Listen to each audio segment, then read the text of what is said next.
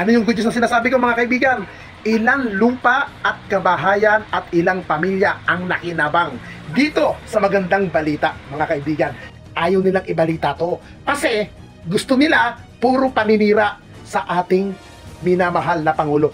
Mga kaibigan, magandang araw sa inyo. Alam nyo ba, may good news. At itong good news na to, ayaw ito ng mga didishet. Ano yung good news na sinasabi ko mga kaibigan?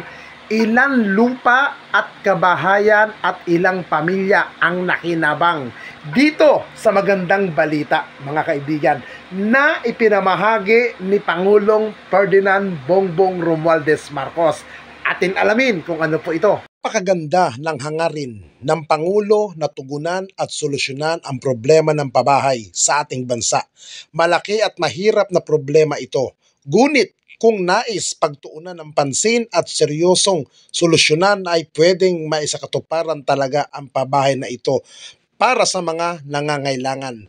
Totoo ang sinabi ng Pangulo na maganda ang magiging epekto nito sa ating ekonomiya. Bakit? Sapagkat ang isang tao o ang isang pamilya na mayroon maayos na tirahan ay mas magiging produktibo, mas magiging kapaki-pakinabang at higit sa lahat ay mas positibo ang mga hangarin sa buhay.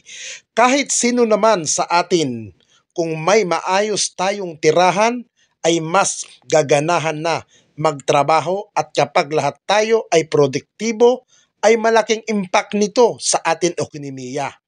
Isa pang nakikita kong positibo ang pabahay na ito sa ating ekonomiya ay ang pag-unlad ng infrastructure ng ating bansa. Parang domino effect lang yan na kapag maraming bahay, madami din ang establishmento. Gagawa ng mga daan o kalsada, dadami ang negosyo. Mula sa mga simpleng pabahay, unti-unting mabubuo ang isang komunidad, dadami ang mga paaralan, negosyo, bangko, restaurant, malls, palengke o kung ano-ano pa na susulpot naman talaga sa isang komunidad at ang mga komunidad na ito ay may kakayahan mag-generate o magbigay ng karagdagang income o revenue na siyang nagpapaunlad sa isang lugar at dito nagiging masigla ang local hanggang sa umabot sa national na ekonomiya. Kaya ako ay saludo kay Pangulong Ferdinand Marcos sa layunin niyang pabahay na ito para sa mga kapwa natin Pilipino.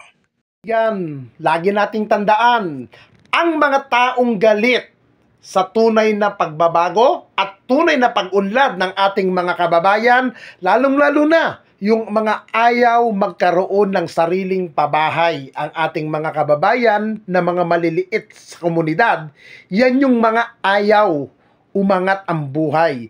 At higit sa lahat, ang gusto nila, sisihin ng sisihin ang kasalukuyan administrasyon ni Pangulong BBBM na kung saan gusto nila ipahiya ng ipahiya. At itong magandang balitang ginawa ni Pangulong Ferdinand Marcos or ni PBBM, ayaw nilang ibalita to.